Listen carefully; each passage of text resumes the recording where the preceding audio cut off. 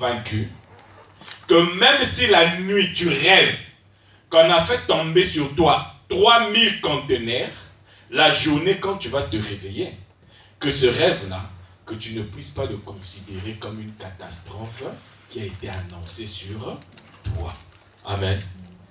C'est ça ce que nous voulons, que vous puissiez comprendre. Il faut que vous puissiez sortir de la mentalité qui fait que quand tu as rêvé quelque chose qui te fait peur, automatiquement aussi quand tu viens dans la vie réelle, ça doit continuer à te faire peur.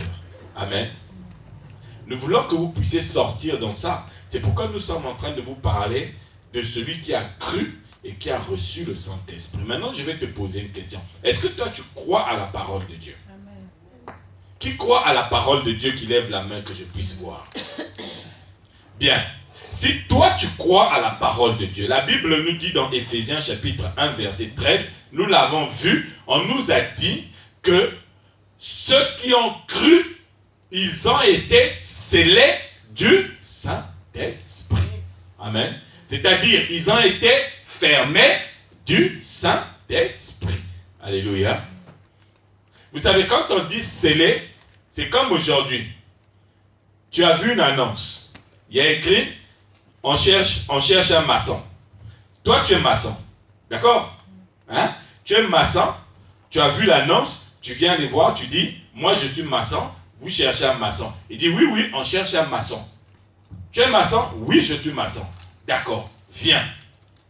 On te fait asseoir, on te présente le contrat. Tu lis le contrat, tu es d'accord avec ce qui est écrit sur le contrat. On t'a dit que sur le contrat, tu auras un salaire de 5 000 € par mois. Tu es content avec ce salaire. À la fin, tu fais quoi? Tu signes le contrat. Non? Alléluia. Bon, est-ce que quand tu as signé le contrat, est-ce que tu auras peur qu'à la fin du mois, on ne puisse pas te verser tes 5 000 €? Hein? Nous tous ici, nous avons signé des contrats de travail. Amen.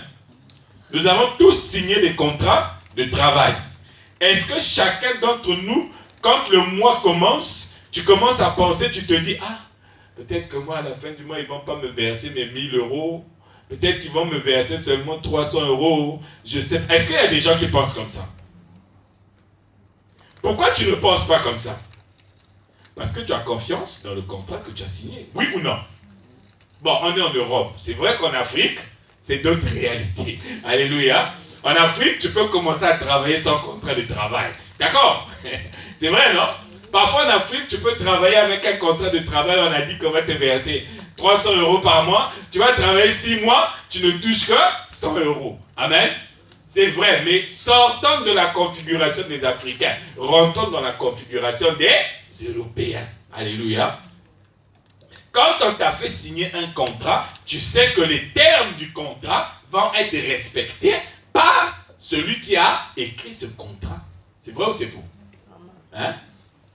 Donc, quand quelqu'un t'a fait signer un contrat, tu sais que ce qu'il a dit dans le contrat, c'est ce que moi j'attends à la fin du mois. Alléluia. Donc, quand tu as signé un contrat avec Dieu, Dieu a signé aussi sa part, mais sauf que la part de Dieu, il a mis ce qu'on appelle le Saint-Esprit en toi. Alléluia. Et nous avons vu la dernière fois que ceux qui ont reçu le Saint-Esprit, ils sont convaincus d'avoir reçu le Saint-Esprit quand ils persévèrent dans l'enseignement des apôtres. Alléluia. Et nous avons vu que ceux qui sont convaincus d'avoir reçu le Saint-Esprit, c'est ceux qui persévèrent dans la communion fraternelle. Alléluia. Et nous avons expliqué que la communion fraternelle, ça passe aussi par la prière. Et ce matin, nous allons voir dans quelle mesure la prière nous emmène à être convaincus que nous sommes scellés par le Saint-Esprit. Alléluia. Nous allons prendre nos Bibles et nous allons lire dans Éphésiens chapitre 6, verset 18. Amen. Vous êtes à la page? Éphésiens chapitre 6, verset 18. On nous dit ceci. Faites en tout temps par l'Esprit, c'est-à-dire le Saint-Esprit, l'Esprit qui a été scellé, avec lequel vous avez été scellés. Faites en tout temps par l'Esprit toutes sortes de prières et de supplications. Veillez à cela avec une entière persévérance et priez pour tous les saints. Alléluia. Donc on vous dit en fait ici, ce qui a été écrit dans Actes chapitre 2, le verset 42, que tous ceux qui ont cru persévéraient dans les prières. Alléluia. Parce qu'ici on vous dit, faites par l'Esprit de Dieu des prières d'abord pour vous-même. Hein? D'accord? Faites d'abord pour vous-même des prières, mais ensuite, priez aussi pour les autres. Donc, priez aussi avec les autres. Alléluia. Bien, les amis, je vais vous dire une chose. Je vais vous scandaliser un peu ce matin. Vous savez, quand une personne dort, elle se réveille, il y a deux options. Amen. Quand tu dors et que tu te réveilles, quand tu rentreras à la maison ce soir, quand tu vas dormir, le lendemain matin, quand tu vas te réveiller, dis-toi que le pasteur a dit, comme je me suis réveillé ce matin, il y a deux options. Les deux options, c'est quoi? Soit c'est Dieu qui t'a renouvelé le souffle de vie, soit c'est Satan qui t'a renouvelé le souffle de vie. Amen. Alléluia. Est-ce que vous comprenez? Hein? Vous savez pourquoi? Si c'est Dieu qui t'a renouvelé le souffle de vie, quand tu vas te réveiller le matin, tu diras quoi? Hein? Je n'ai pas bien entendu. Alléluia. Tu diras, merci Seigneur de m'avoir renouvelé le souffle de vie. Alléluia. Or, celui qui dit merci, il fait quoi? Il dit que ce qu'il a reçu dépend de celui qui le lui a donné. Alléluia. Donc, si tu te réveilles le matin et que tu ne dis pas merci à Dieu pour le souffle de vie qui t'a renouvelé, ça veut dire quoi? Ça veut dire que ce n'est pas Dieu qui t'a renouvelé le souffle de vie. Ça veut dire que tu ne te reconnais pas comme celui qui a été renouvelé dans le souffle de vie par Dieu. Amen. Est-ce que vous êtes d'accord avec moi? Amen. Parce que si tu reconnais que c'est Dieu qui t'a renouvelé, bon, je vous pose une question. Vous avez des enfants à la maison. Tu mets l'enfant à table. Il mange. Il finit de manger. Il va dire merci au voisin. Ah, voisin, merci pour la table que tu as dressée pour moi. Alléluia. C'est normal, non? Hein? C'est normal. Ou bien tu as un mari ou une femme à la maison, tu lui fais un cadeau. Tu dis, chérie, tiens, ça c'est mon cadeau, ça c'est ton cadeau. Il dit, ah bon? Et elle sort, elle va croiser quelqu'un dans la rue. Elle dit, ah, merci pour le cadeau que tu as donné à mon mari pour moi. Ou bien merci pour le cadeau que tu as donné à ma femme pour moi. Est-ce que c'est logique? Donc le mari va se dire que cette femme-là, elle pense que c'est quelqu'un qui lui a donné ce cadeau-là et je suis venu de lui. Donc elle me croit incapable de lui offrir quelque chose. Alléluia. Donc c'est pourquoi je vous dis, si tu te réveilles le matin et que tu te mets sur ton lit à dire Seigneur merci pour le souffle de vie, ça veut dire que toi, tu as le Saint-Esprit qui t'a appris que celui qui t'a renouvelé le souffle de vie, c'est Dieu. Alléluia. Mais si tu dors et que tu te réveilles le matin, dès que tu ouvres l'œil, la première chose à laquelle tu penses, c'est ton téléphone portable. Ou bien la première chose à laquelle tu penses, c'est la facture que tu as reçue hier. Ou bien la première chose à laquelle tu penses, c'est la bouteille de gaz que tu n'avais pas fermée hier soir. Pourtant, tu t'es réveillé le matin. Amen. Ça veut dire simplement que toi, tu considères que ce n'est pas Dieu qui t'a renouvelé le souffle de vie. Ça veut dire que c'est Satan qui a renouvelé le souffle de vie en toi. Amen. Or, Satan, il n'a pas la capacité de renouveler le souffle de vie chez quelqu'un. Satan, il a simplement la capacité de venir nuire à ce souffle de vie qui a été renouvelé en toi. Et Satan, je vais vous annoncer même une bonne nouvelle aujourd'hui. Vous savez, Satan n'a pas la possibilité de vous tuer. Satan, il n'a pas le pouvoir sur votre corps. Satan n'a pas le pouvoir sur le corps d'un homme. Alléluia. Satan, vous savez ce que Satan a? Satan, il a le pouvoir de donner l'homme du pouvoir sur son propre corps. Alléluia. Est-ce que vous comprenez? Est-ce que vous comprenez ça? C'est-à-dire, Satan, il n'a pas le pouvoir sur ton corps. Mais cependant, Satan, il sait que toi, tu as du pouvoir sur ton corps. Donc, Satan va tout faire pour que tu puisses exercer ce pouvoir sur ton corps et que tu puisses mourir. Amen. Parce que Satan, il vient avec quelque chose qu'on appelle le péché. Est-ce que vous comprenez? Hein?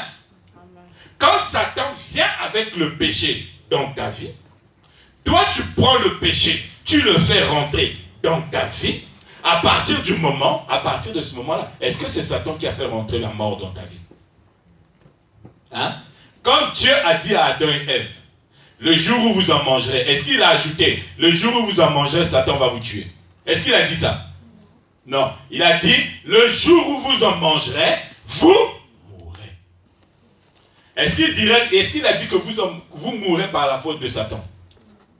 Non. Vous mourrez par votre propre faute.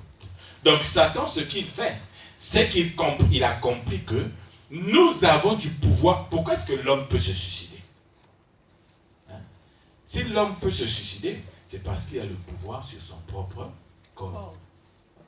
Si l'homme n'avait pas le pouvoir sur son corps, il n'allait pas se suicider. Quand vous lirez Apocalypse chapitre, à partir du chapitre 7, là-bas vous verrez que Dieu enlève ce pouvoir aux hommes, de pouvoir même se suicider. Dieu leur enlève ce pouvoir pour qu'ils puissent souffrir. Et vous verrez que là-bas on nous dit que beaucoup de gens vont chercher la mort. La Bible dit même que beaucoup vont aller se jeter dans des trous. Mais la mort va leur dire, je ne veux pas de vous repartir là-bas. Allez régler votre problème avec ce... Amen. Amen. Hein? Parce que la douleur sera tellement grande, beaucoup vont préférer chercher la mort. Mais à ce moment-là, la mort ne voudra plus d'eux. Tu vas voir un lion dans un zoo, tu lui dis, lion, où est la clé de cette cage-là? Quand tu veux ouvrir la cage, le lion lui-même, il ferme la porte, il dit, moi je ne veux pas que tu rentres ici, là. Alléluia. Parce que le lion, c'est, moi je n'ai pas la capacité de te donner la mort, laisse-moi tranquille. Amen. Est-ce que vous comprenez? Hein? Donc ce matin, je veux vous dire que le malin, si le diable peut rentrer dans ta vie pour faire rentrer la mort, c'est parce que toi-même tu l'as appelé pour qu'il puisse rentrer. Et si le malin peut commencer à jouir du fait qu'il a fait rentrer la mort dans ta maison, ça veut dire que toi, tu ne t'es pas rendu compte que Dieu a mis en toi son esprit qui vient pour mettre fin au règne de Satan dans ta vie. Alléluia.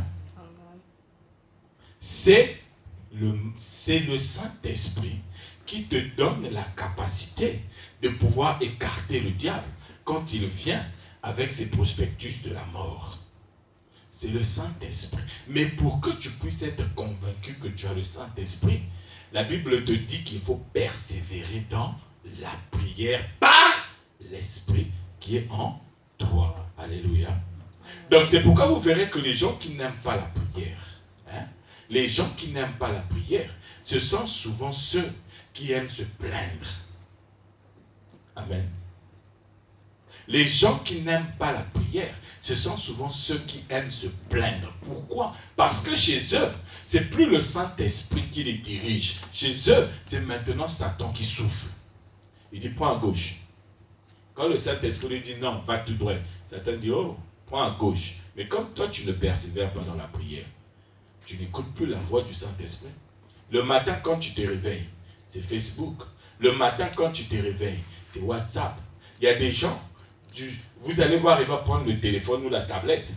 Il va commencer avec ça, de 20h jusqu'à quand il va venir se rendre compte. Et il est 4h du matin, je dors. Alléluia. Et il va dormir de 4h du matin jusqu'à, vous allez penser même que non, celui-là, il va dormir pour se réveiller peut-être même dans 3 jours. Pourquoi? Facebook, WhatsApp. Alléluia. Tout ça, ce sont des éléments que le malin met à la disposition de l'homme pour que l'homme ne puisse pas être en mesure de voir qu'il a été scellé par le Saint-Esprit, pour que le matin, quand il se réveille, qu'il puisse dire, Seigneur, merci pour le souffle de vie. Amen. Amen. Amen. Vous savez, le roi David, il avait dit quelque chose de merveilleux. Il dit, moi, je précède l'aurore. C'est-à-dire, moi, je suis debout avant l'aurore. Amen. Vous connaissez l'aurore, c'est quoi, non? L'aurore, c'est quand le jour commence à se lever. Mais David lui dit qu'avant même que le jour ne se lève, moi, je suis déjà debout. Vous savez, spirituellement, quand la Bible parle de l'aurore, l'aurore, en fait, quand vous lirez Ésaïe chapitre 14, là-bas, vous verrez que l'aurore a un fils. Le fils de l'aurore. Le fils de l'aurore, c'est qui? La Bible l'appelle l'astre brillant, c'est-à-dire Lucifer. Amen. Amen. Est-ce que vous comprenez? Donc, quand toi, tu te réveilles après l'aurore, ça veut dire que toi, tu t'es réveillé après Lucifer. Spirituellement. Ça veut simplement dire que toi, tu as laissé le malin te dire que je suis debout, donc c'est moi qui vais aussi te réveiller. Et quand tu te réveilles à midi, tu n'as même pas le temps de penser que « Ah Seigneur, merci pour le souffle de vie. » Non, toi, quand tu te réveilles le matin, il est déjà midi. Amen. Est-ce que quelqu'un s'est déjà réveillé à 6 heures du matin et puis se dit « Il est déjà 6 heures, je suis en retard. » Est-ce que quelqu'un s'est déjà réveillé comme ça? Ça, c'est quand tu vas à l'école. Ou bien quand tu vas au travail. Alléluia. Quand tu es en vacances, quand tu n'as rien de prévu, tu te réveilles à 6 heures et tu dis, je me suis réveillé à 6 heures, je me suis réveillé trop tard. Est-ce que quelqu'un a déjà pensé ça? Mais quand tu es en vacances, si tu te réveilles à midi, est-ce que tu n'as jamais... Ah, il est déjà midi. Quelqu'un n'a jamais pensé ça. Et pourtant, ça, on le fait tout le temps. Ça, c'est pour montrer que quand tu te réveilles à midi, c'est impossible pour toi de dire, ah Seigneur, merci parce que je me suis réveillé à midi. Non. Parce que tu es soumis au dictat, à la dictature du fils de l'aurore. Il faut que tu sortes de ça pour commencer à persévérer dans la prière. Alléluia. Est-ce que vous comprenez? Est-ce que vous comprenez? Parce qu'il y a des gens qui ne s'intéressent à la prière que pour dire, Seigneur, donne-moi. Seigneur, regarde, j'ai mal. Seigneur, regarde, j'ai ceci. Seigneur, regarde, je dois faire l'examen. Quand il a fini de faire l'examen, une fois que l'examen est fini, il n'y a plus de Seigneur, pense à moi. Non, il n'y a plus ça. Ça montre clairement que chez toi, le Saint-Esprit, il est à géométrie variable.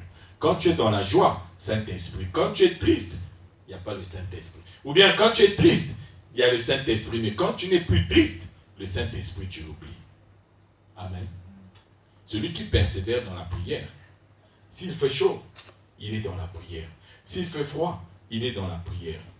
S'il pleut, il est dans la prière. Le tonnerre est en train de tonner. Il dit, tu n'as qu'à tonner. Moi, je suis dans ma prière. Parce que je dois faire des prières en tout temps par l'Esprit qui est en moi.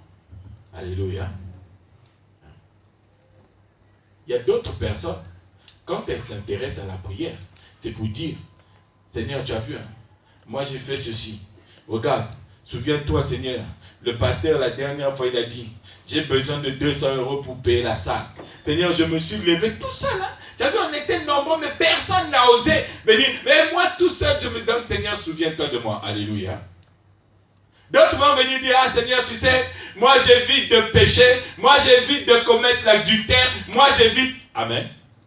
Mais ce n'est pas ça la prière. Toutes ces choses, si tu les fais, elles ne te profitent qu'à toi. Alléluia.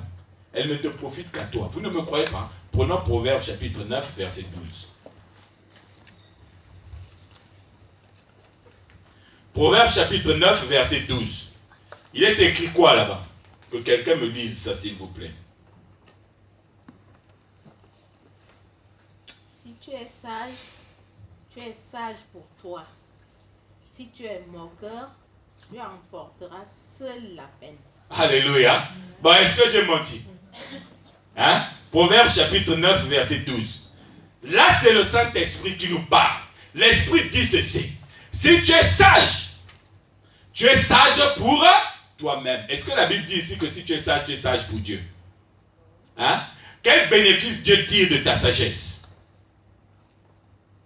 Mais la Bible te dit ici que si tu es sage, c'est toi qui tires les bénéfices de cette sagesse. Alléluia. Or, quand tu tires les bénéfices de cette sagesse, ça ne devient pas une arme que tu viens présenter devant le Seigneur pour dire à Dieu, Seigneur, tu sais, moi je suis sage. Hein? Moi je suis sage, donc il faut que... Dieu n'est pas le Père Noël à qui tu vas envoyer une lettre pour dire, Père Noël, j'ai été sage toute l'année, donc maintenant j'ai droit à des cadeaux. Alléluia. Non, Dieu c'est pas ça. Le Père Noël, là, ça c'est pour les enfants. Quand vous leur dites, si tu n'es pas sage, le Père Noël ne va pas. Oui, les petits enfants, ils vous croient. Mais Dieu, lui, il n'est pas dans ça. Alléluia. Dieu, il te regarde. Il dit, ah, tu es sage, hein? Oui, mais tu es sage pour toi-même. Alléluia. Ah, tu as donné des offrandes. Oui, tu as donné des offrandes pour toi-même. Amen. Ah, tu as fait plaisir à ta femme. Oui, tu as fait plaisir à ta femme pour toi-même.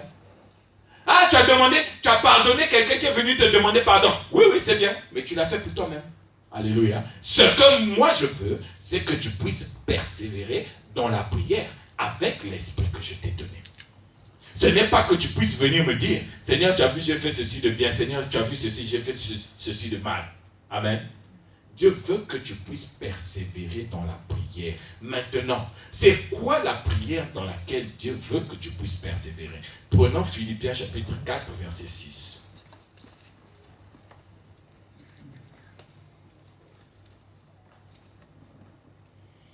Philippiens chapitre 4, verset 6.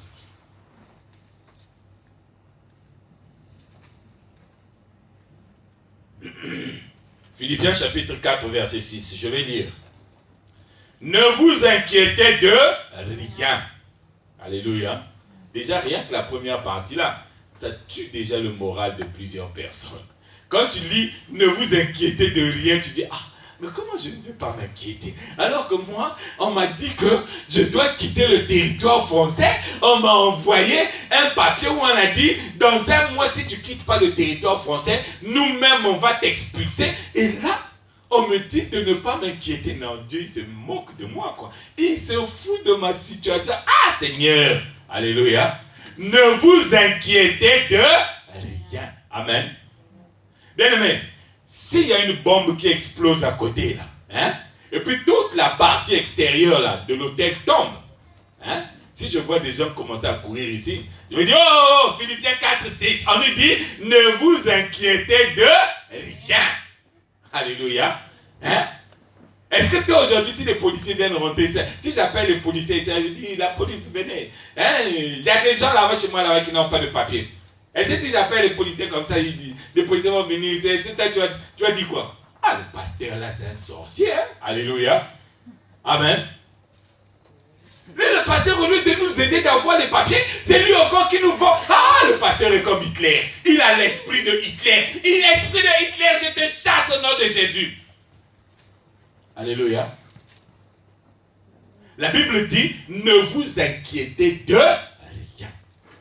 Celui qui a le Saint-Esprit, celui qui fait des prières par l'Esprit de Dieu, la première des choses qu'il fait dans sa vie, c'est qu'il ne s'inquiète de rien. Vous savez, je vais vous dire une chose. Il y a une différence entre s'inquiéter et s'inquiéter. Alléluia. Il y a des gens pour qui l'inquiétude est devenue un mode de vie. C'est-à-dire, il ne peut rien faire, elle ne peut rien faire sans s'inquiéter. Alléluia. Il ne peut rien faire, elle ne peut rien faire sans qu'il y ait de l'inquiétude. Avant même qu'il n'ait commencé à faire quelque chose, il s'inquiète. Il dit, ah, moi je vais commencer. Est-ce que ça risque de ne pas marcher? Alléluia. Ah, les médecins m'ont dit que je dois commencer tel traitement si je veux être comme ceci. Ah, mais tu sais, hein, il y a beaucoup de gens qui sont passés par là. Pour eux, les choses n'ont pas marché comme ils ont voulu. Bon, je ne sais pas. Alléluia.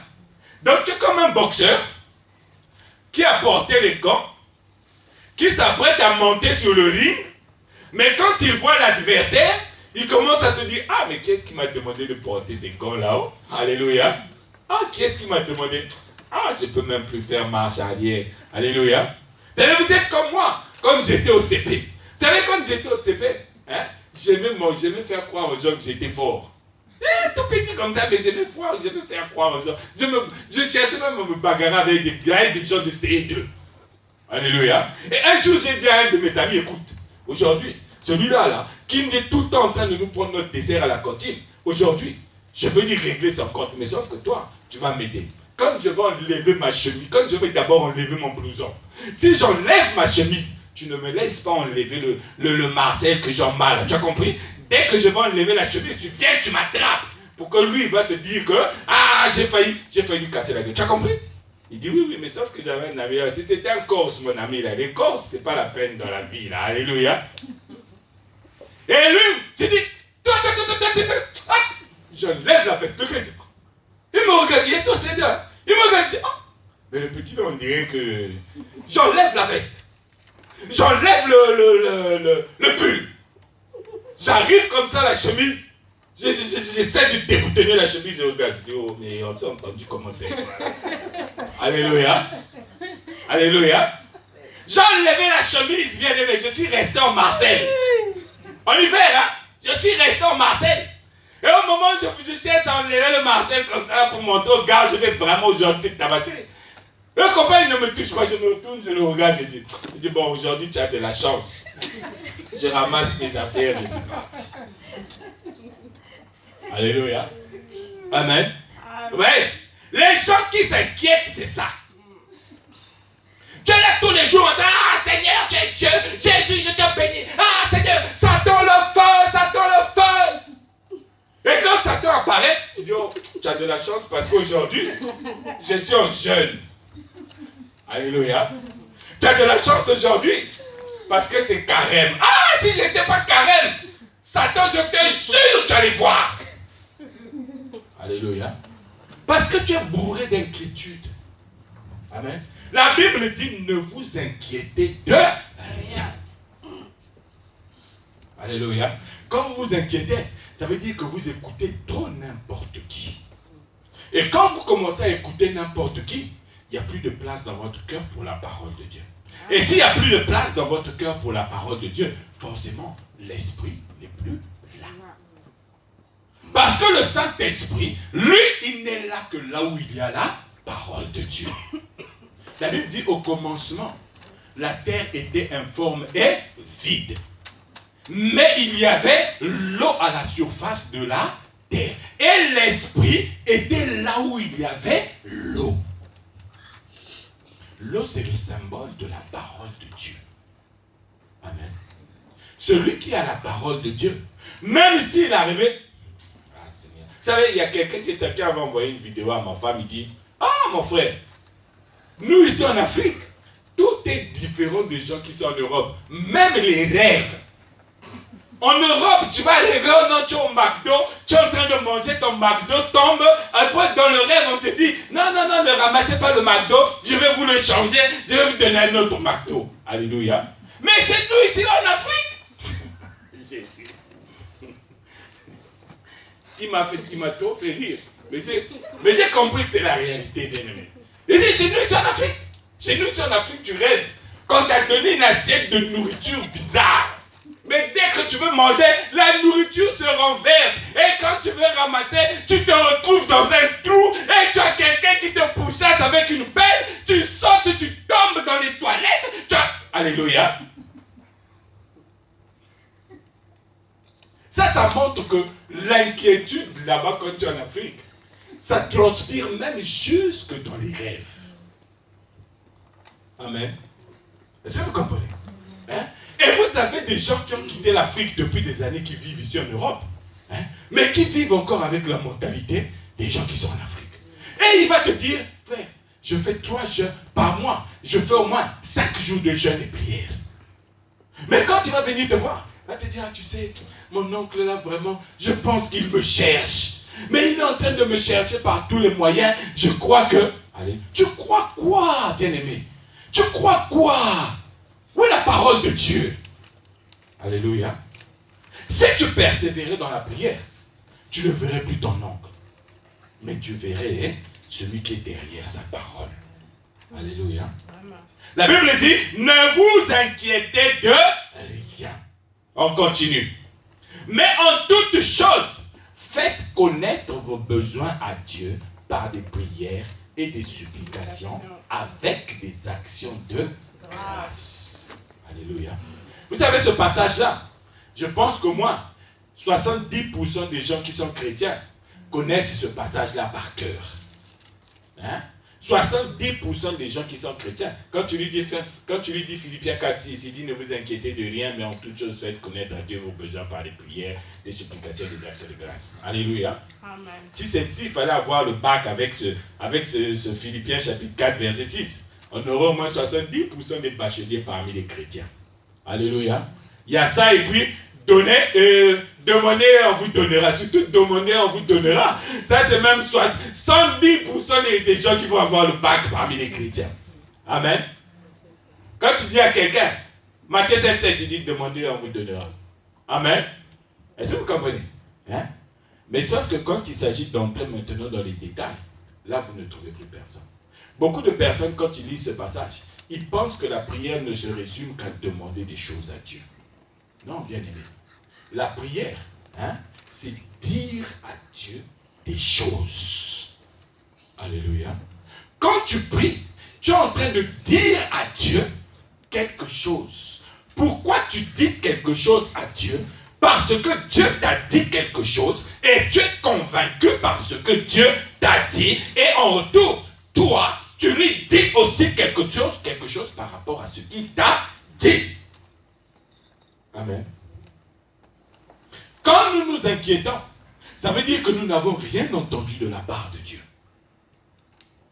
Et pourtant, tous les jours, Dieu est en train de nous parler. Tous les jours, Dieu nous parle. Moi, Dieu me parle même avec mes enfants. Chaque fois que Dieu me parle, tout de suite, si c'est aux toilettes, si je rentre dans la chambre, ma femme est là-bas, je vais aux toilettes. Quand je rentre aux toilettes, je dis Seigneur, merci parce que là, tu viens de me parler par ce petit-là. Tu m'as dit ça, j'ai compris. On avance. Alléluia. C'est ça, bien-aimé. Une personne qui persévère dans la prière. C'est une personne qui est tout le temps à l'écoute du Saint-Esprit. Mais nous, on est tout le temps à l'écoute de la bouche des autres. Si au moins nous écoutions les frères et les sœurs en Christ, à ce moment-là, je pourrais dire à peu près. Mais sauf que la majorité du temps, nous passons notre temps à écouter les bouches des enfants du diable. Bon, maintenant, moi, je vais te poser une question. L'enfant du diable, de sa bouche, va sortir quoi? Hein? De la bouche d'un enfant du diable. Est-ce que vous croyez que la parole de Dieu va sortir dedans pour toi? De la bouche d'un enfant du diable, ce qui sortira, c'est la parole de son père pour toi. Et toi, quand tu vas écouter cette parole, tu vas dire, ah, un tel avait dit, donc vraiment, ah, et tu es déséquilibré. Et là, je vois des gens qui me disent, ah, vraiment, tu sais, frère, moi j'ai perdu. Ils vont sur Internet. Alléluia. Surtout pour les gens qui vont sur Internet pour bâtir leur foi sur ce que les gens disent sur Internet. Alléluia. Moi, j'ai vu des gens qui ne veulent plus fréquenter des assemblées comme nous ici, parce qu'ils ont écouté des gens sur Internet leur dire des choses abominables. Amen. Ce sont ces mêmes personnes. Le jour où ça va bouger là-bas dans leur vie, ils vont courir pour aller chercher des pasteurs. Mais quand ils courent pour aller chercher des pasteurs, ils vont tomber sur des pasteurs qui se baladent avec les... Vous savez là, vous voyez l'appareil de carte bleue qu'on utilise chez les commerçants là, hein? L'appareil avec lequel on paye la salle de l'hôtel ici là. Vous savez, il y a des pasteurs qui se baladent avec ça. Quand il arrive, il prie pour toi. À la fin, il te dit, tu as carte bleue? Oui, j'ai la carte bleue. Allez, mets la carte bleue, 160 €. Et toi, tu mets.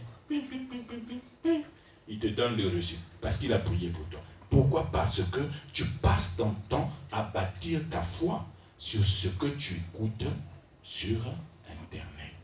Alléluia. Tu ne connais pas celui que tu es en train d'écouter sur Internet. Tu ne sais pas quelles sont les intentions qui l'animent. Amen. Amen. Tu as des frères et des sœurs en Christ que tu connais pourtant physiquement, que tu peux appeler ou bien que tu peux aller voir. En cas de problème, toi, c'est Internet. C'est normal que tu ne puisses pas persévérer dans la prière. Parce que toi, Dieu ne te dit rien. En retour, tu ne peux rien dire à Dieu. Sinon que Seigneur, je te bénis parce que tu es bon et tu es miséricordieux. Non. Dieu n'a pas besoin de t'entendre tous les jours lui dire, Seigneur, je te bénis parce que tu es bon et tu es miséricordieux. Seigneur, donne-moi à manger. Seigneur, donne-moi ceci. Non. Dieu a besoin de t'entendre lui dire autre chose que le Saint-Esprit t'aura révélé. Alléluia. Et ce que le Saint-Esprit te révèle tous les jours, tu dois savoir c'est quoi. On va lire Jean chapitre 14. Jean chapitre 14, le verset 14. On va prendre 3 passages du coup. Jean chapitre 14, verset 14. Ceux qui notent, vous notez déjà. Jean chapitre 14, verset 14. Marc chapitre 11, verset 24. Et 1 Jean chapitre 5, verset 14.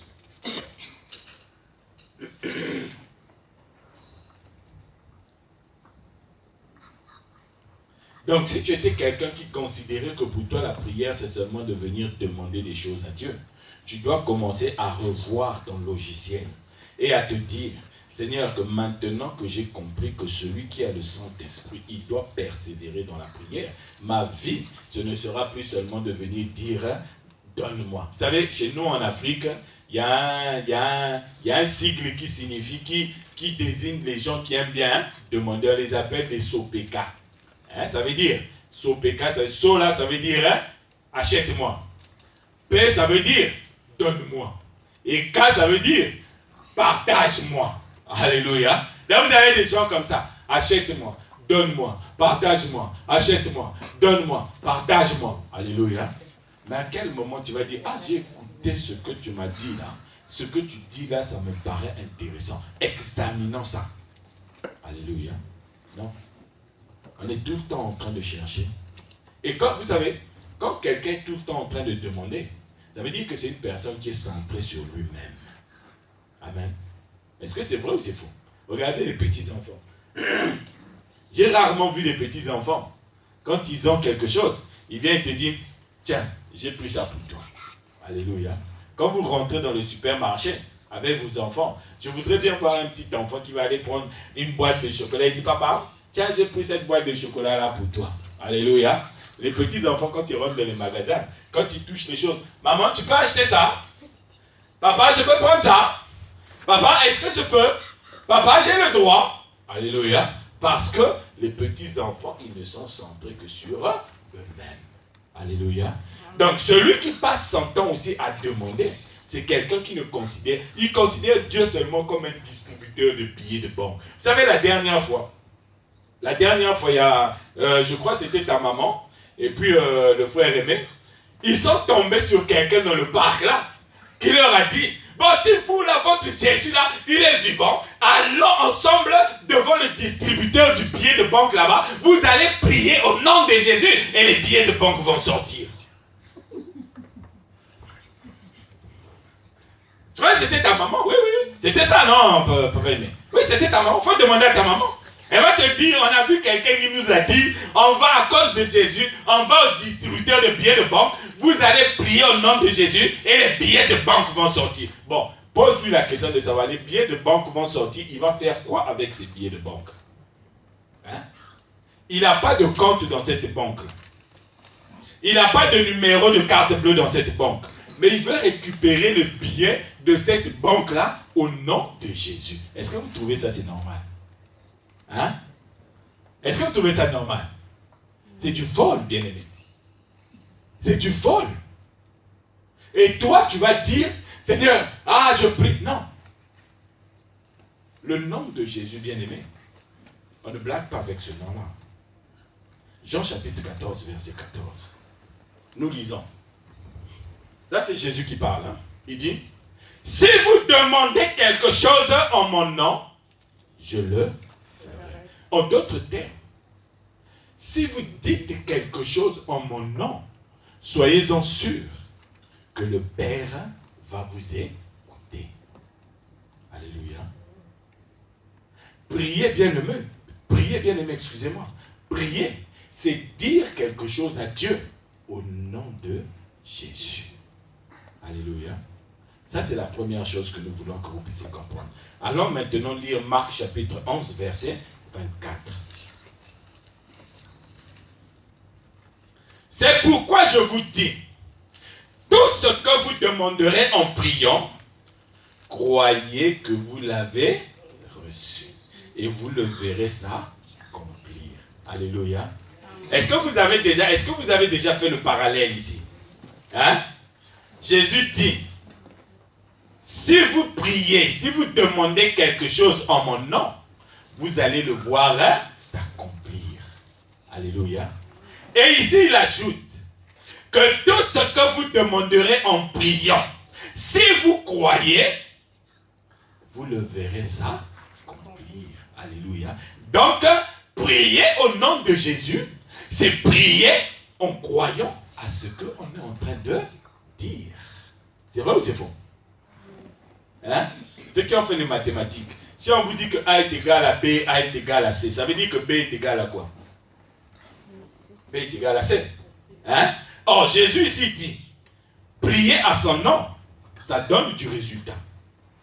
Mais prier en croyant, ça donne aussi le même résultat. Donc, ça veut dire que prier au nom de Jésus, c'est prier en croyant sur quoi on est en train de dire. Amen. Vous savez qu'il y a des gens qui, quand ils prient, ils ne croient même pas en ce qu'ils sont en train de dire.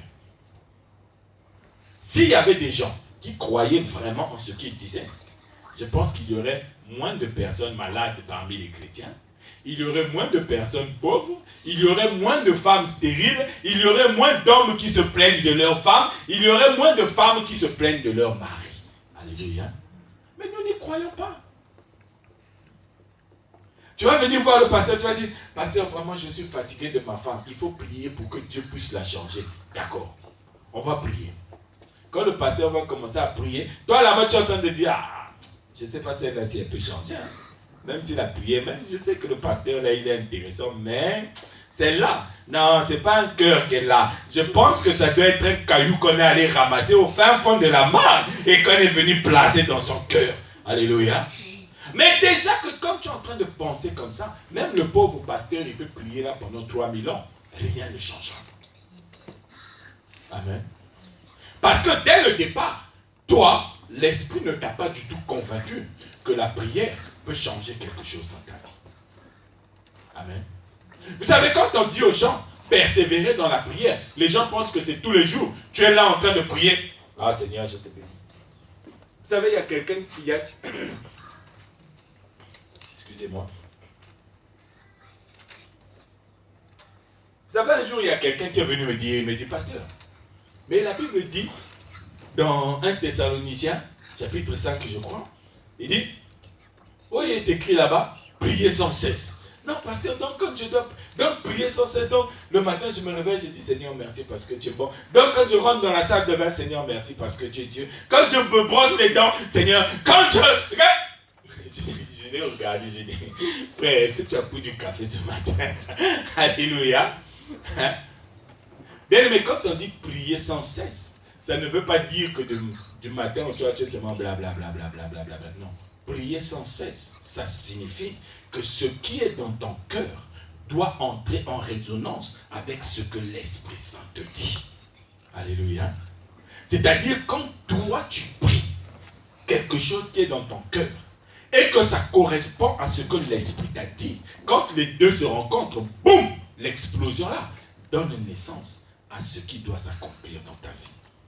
Mais quand toi-même tu pries, ah Seigneur, non, si on parle de ça, non, on va passer toute la journée ici. Non, il y a des gens, tu viens le voir, il te dit, frère, je suis malade, il faut prier pour moi. Tu vas prier pour lui, vous allez prier, vous allez même passer 2 heures. Mais dès que vous allez finir de prier, elle te dit, ah, tu sais vraiment, moi, ma maladie là, il y a longtemps que ça avait commencé. En fait, tu sais, ça, même mon grand-père, il avait souffert de la... Alléluia. Si c'est moi qui ai prié pour toi, il a dit, Seigneur, retire la guérison là pour que je puisse sortir de cette maison là. Amen. Non, bien aimé, quand on a prié, ça veut dire qu'on croit. Jésus a dit, si vous croyez, en priant, si vous croyez. Amen. Vous savez, quand il dit, si vous croyez, L'image que je voudrais que vous puissiez avoir dans la tête, c'est une femme enceinte. Amen. Une femme enceinte, bien-aimée, elle a quoi dans le ventre? Un bébé.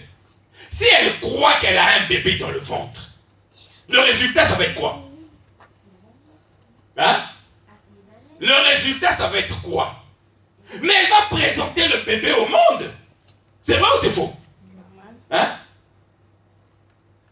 C'est ça, quand tu pries en croyant, tu es comme une femme qui est enceinte. Même si les gens ne voient pas le bébé qu'il y a dans ton ventre, mais toi, tu sais que j'ai un bébé dans mon ventre. Donc, quand tu pries, tu demandes à ce que ce qui est dans ton ventre puisse sortir.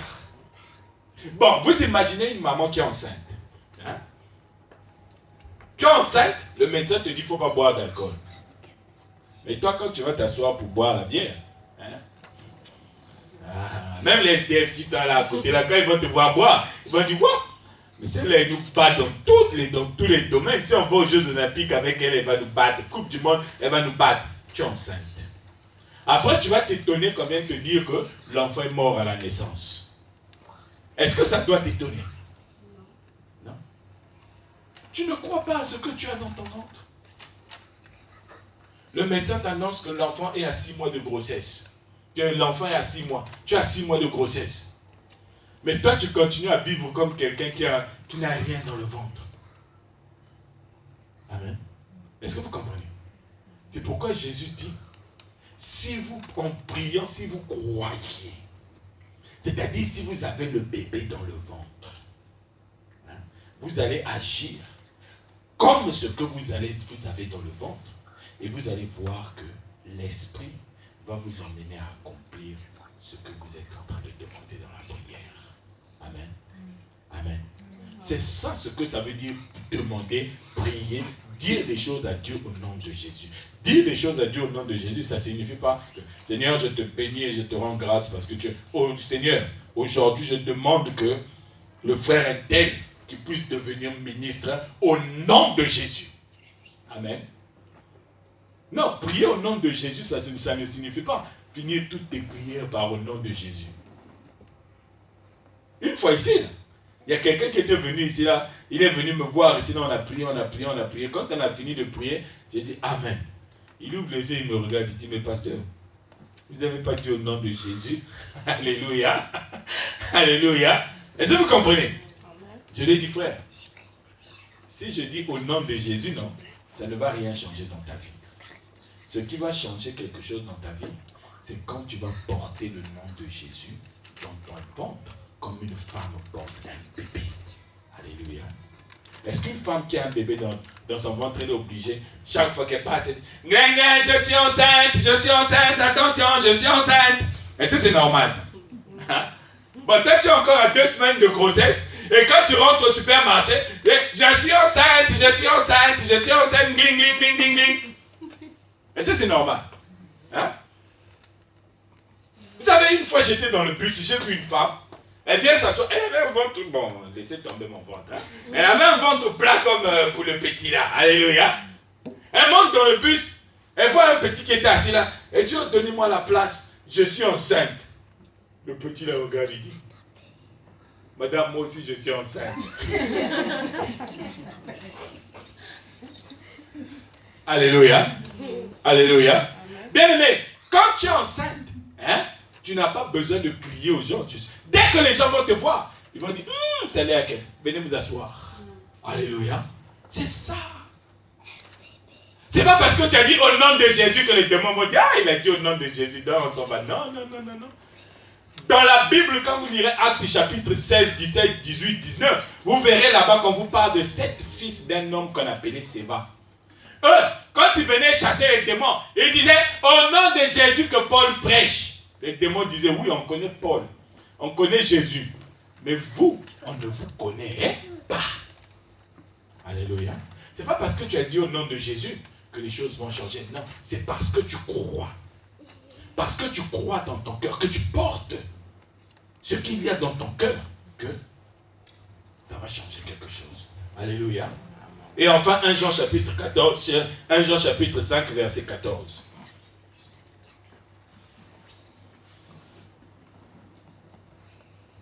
Nous lisons. Nous avons auprès de lui cette assurance que si nous demandons quelque chose selon sa volonté, il nous écoute. Alléluia. Amen. Est-ce que vous ne voyez pas que ces trois passages-là se ressemblent? On vous dit ici que si nous disons des choses à Dieu selon sa volonté, nous avons la garantie qu'il nous écoute. Or, si Dieu t'écoute, ça veut dire que Dieu est prêt à agir pour toi. Mais pour que Dieu t'écoute, il faut que tu lui demandes quelque chose selon sa volonté. Alléluia. Donc vous comprenez que demander quelque chose selon la volonté de Dieu, c'est demander quelque chose en croyant et c'est demander quelque chose au nom de Jésus. Alléluia. Maintenant vous allez me dire ici que être dans la volonté de Dieu, ce n'est pas commettre l'impudicité. Être dans la volonté de Dieu, ce n'est pas mentir. Être dans la volonté de Dieu, ce n'est pas commettre l'adultère. Être dans la volonté de Dieu, ce n'est pas voler. Oui, d'accord. Mais quand on vous dit ici, dans 1 Jean chapitre 5, verset 14, tout ce que nous demanderons selon la volonté de Dieu, tout ce que nous dirons à Dieu selon la volonté de Dieu, nous donne la garantie qu'il nous écoute. En réalité, la volonté de Dieu, c'est pas que tu ne commettes pas le péché. Nous avons déjà vu avec Proverbe chapitre 9, là-bas on nous dit que ce que tu fais, ça te profite à toi. Alléluia. Mais si tu veux que Dieu puisse t'écouter, il faut lui parler selon sa volonté. Alléluia. Or, la volonté de Dieu, c'est quoi? La volonté de Dieu, c'est une personne. La volonté de Dieu, c'est Jésus-Christ. Vous comprenez pourquoi Jésus a dit tout ce que vous demanderez en mon nom. Parce que Jésus sait que moi, je suis la volonté de Dieu. La Bible dit quoi? Dans Jean chapitre 3, verset 16. Car Dieu a tant aimé le monde qu'il a donné son Fils unique afin que quiconque ne périsse point, mais qu'il ait la vie éternelle. Donc vous comprenez que si Dieu veut que tu vives, ce n'est pas parce que tu ne pêches plus. Si Dieu veut que tu vives, c'est parce qu'il a donné son Fils unique. Alléluia. C'est parce que Dieu a donné Jésus. C'est pourquoi il dit que toi, tu dois vivre. Amen. Est-ce que vous comprenez? Donc, quand tu pries, ce que tu dois dire à Dieu, ça doit être Christ. Amen. Ce que tu dois dire à Dieu, c'est Christ. C'est-à-dire, même quand tu demandes un mariage à Dieu, tu viens pour dire à Dieu, Seigneur, Jésus-Christ a dit, il veut se marier. Alléluia. Ça va vous paraître bizarre. Mais regardez. Qu'est-ce que Jacob a fait? Jacob est venu faire quoi? Jacob est venu se présenter comme Ésaü, oui ou non? Jacob est venu se présenter comme si c'était lui Ésaü, oui ou non? Jacob est venu voir son père et dit, Père, je t'ai apporté ce que tu m'as demandé. Mais est-ce que c'était à lui qu'on avait demandé ça? Non? C'était pas à lui qu'on avait demandé ça. C'était à une autre personne. Mais lui, il a revêtu la peau de cette personne-là et il s'est présenté. Père, je te présente ce que tu aimes manger. Alléluia. Quand tu veux dire des choses à Dieu, il faut que tu viennes avec la volonté de Dieu, c'est-à-dire que tu viennes avec la peau de Christ, que tu ressembles à Christ. Or, pour que tu puisses ressembler à Christ, il faut que le Saint-Esprit puisse tous les jours être en train de te montrer la parole de Christ. Il faut que la parole de Christ soit en toi, comme une femme qui est enceinte. Le bébé est en train de grandir au fur et à mesure qu'elle est en train de manger. Alléluia. Je vous pose une question. Les mamans, moi aussi j'étais dans le ventre de ma maman. Mais les mamans, vous qui êtes là, quand l'enfant est dans votre ventre, est-ce que l'enfant dans le ventre, il va vous dire, maman, j'ai envie de manger McDo. Tu l'emmènes, tu achètes les frites et tu commences à lui donner ça à travers le ventre. Est-ce que c'est ce que vous faites? Non. Il faut que toi, tu puisses avaler ça. Quand tu avales, et l'enfant récupère là-bas dans le ventre. Vous savez que les bébés, dans le ventre, ils aiment bien le goût sucré. Moi, il y a un médecin que j'avais vu un jour qui m'avait dit, Salem, écoute, tu sais, les bébés dans le ventre, ils aiment le goût sucré. Dis à une femme de prendre du jus bien sucré. Quand tu vas boire ça, quelque temps après, tu vas voir le bébé qui va se mettre à bouger dans tous les sens. Parce que le liquide là-bas va avoir un goût sucré. Et les bébés, ils aiment ça. Amen. Quand tu veux présenter à Dieu une parole selon sa volonté, il faut que le Saint-Esprit puisse te donner la parole de Christ. Et cette parole, quand elle arrive au-dedans de toi, le bébé qui est dans ton ventre, quand il ressent cette parole, il est dans la joie. Alléluia. Et là, Dieu n'a pas d'autre solution de dire que j'entends les battements du cœur de mon fils. Alléluia. Il dit, Seigneur, Jésus veut la guérison. Il dit, il est où? Il est malade? Oui, il a le palu, ça fait 5 jours. Je me dis, comment? Mon fils, lève-toi, le palu est parti. Ce n'est pas pour rien que Jésus dit, Père, je te loue, parce que tu m'exauces toujours. Alléluia. Quand tu présentes Christ à Dieu, tu as la garantie que Dieu va t'exaucer. Mais quand tu te présentes toi-même, tu viens dire, Seigneur, tu sais que moi je suis en train de souffrir, donc je viens pour que tu puisses me donner du travail parce que ça fait 15 mois que je suis au chômage. Alléluia. Dieu va te poser la question, toi c'est qui? Oh, mais tu m'as oublié, mais moi c'est Salem. Salem qui? Alléluia. Amen. Tu vas aller chasser les démons dans la maison. Quelqu'un va te parler, il va te dire, il y a des démons. Tu viens, au nom de Jésus, les démons vont dire, toi c'est qui? Oh, mais moi c'est Salem. Salem qui? Amen. Les démons ne connaissent qu'un seul nom, c'est le nom de Christ. Mais pour que le nom de Christ puisse se former en toi, il faut que ce que tu dis puisse avoir une base, que tu le dises en croyant. Alléluia. Alléluia. Et pour que vous puissiez le comprendre, on va lire un dernier passage. Daniel chapitre 2. Du verset 2 au verset 3.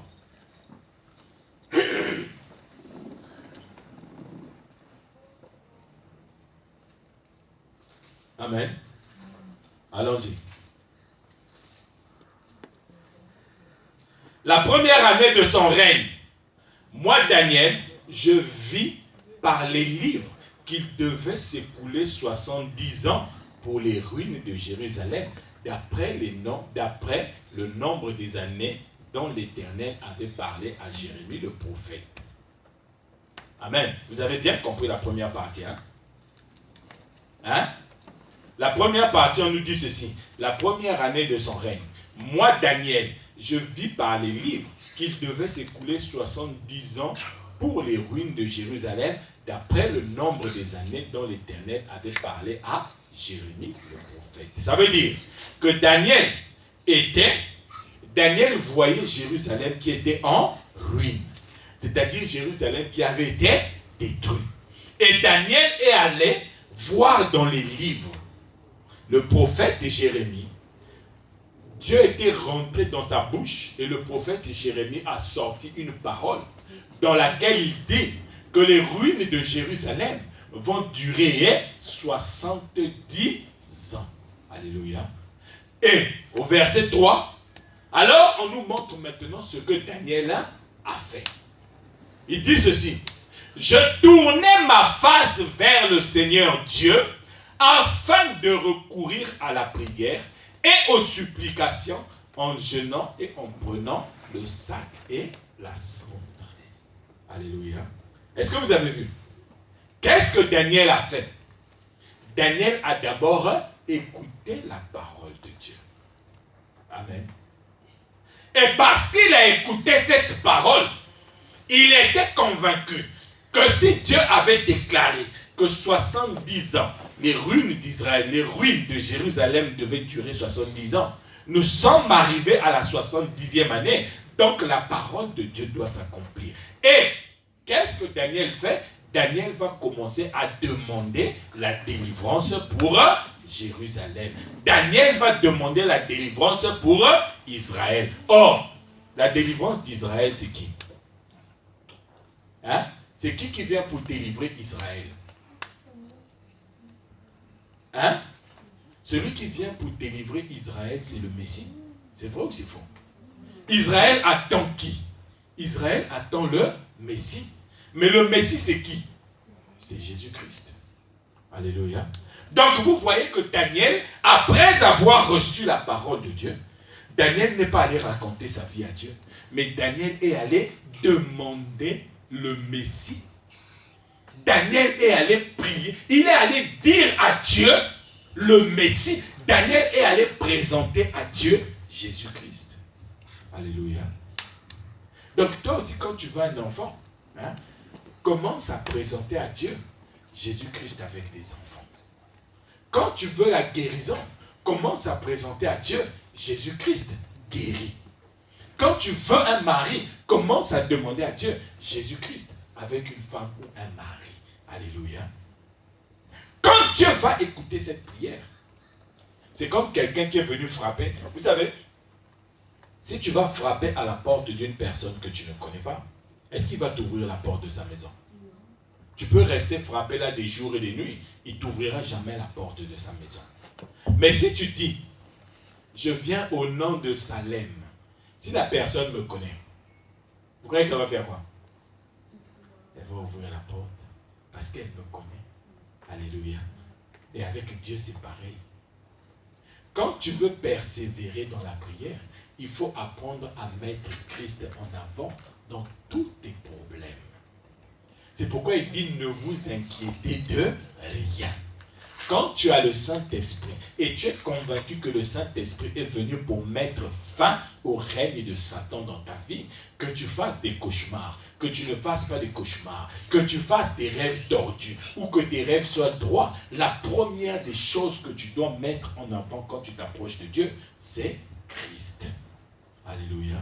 C'est pourquoi quand tu te réveilles le matin, tu es obligé de dire merci Seigneur, parce que Christ qui est en toi, il a dit, Père, je te bénis parce que tu m'exauces toujours. Alléluia. Est-ce que vous avez compris? Si tu as le Saint-Esprit, c'est le Saint-Esprit qui doit te montrer la direction de ta prière. Prier sans cesse, c'est être constamment à l'écoute du Saint-Esprit pour pouvoir adresser à Dieu des prières par l'Esprit. Non seulement pour toi, mais aussi pour ceux qui partagent ta vie dans l'assemblée de Dieu. Alléluia. Alléluia. C'est pourquoi ce matin, bien-aimé, je veux que tu puisses prier. Ce matin, je veux que tu puisses prier au nom de Jésus. Je veux que tu puisses prier en croyant dans ton cœur. Je veux que tu puisses prier en croyant dans ton cœur que ce que tu es en train de dire, ce n'est pas pour distraire les gens. Je veux que tu puisses prier en croyant dans ton cœur que tu as Christ dans ta vie et que c'est Christ qui est celui qui conduit ta vie. Et que c'est Christ que tu as mis en avant dans ta vie pour pouvoir faire en sorte que les inquiétudes ne fassent plus partie de ta vie. Alléluia. Alléluia. Est-ce que vous avez déjà vu Jésus-Christ s'inquiéter? La Bible dit quand ils étaient dans la barque, on nous a chanté une chanson ici la dernière fois. Ils étaient dans la barque. La mer s'est levée, mais Christ était sans inquiétude. Alléluia. Si tu veux demander quelque chose à Dieu, si tu veux parler à Dieu selon sa volonté, il faut que tu parles à Dieu en montrant Christ qui ne s'inquiète de rien. Alléluia. Bien-aimés, je sais que nous avons beaucoup de problèmes dans ce pays. Je sais que nous avons beaucoup de situations auxquelles nous devons faire face dans ce pays. Mais si tu es convaincu que tu es converti, si tu es convaincu que tu as le Saint-Esprit, la Bible te dit ce matin que toi qui pries au nom de Jésus, aucune inquiétude ne doit être présente dans ton cœur. Même si on t'a menacé d'un divorce, même si on t'a menacé d'expulsion, même si on t'a menacé de te tuer, la seule chose que tu dois voir dans ton cœur, c'est Christ qui ne s'inquiète de rien. Alléluia. Nous allons prier le Seigneur.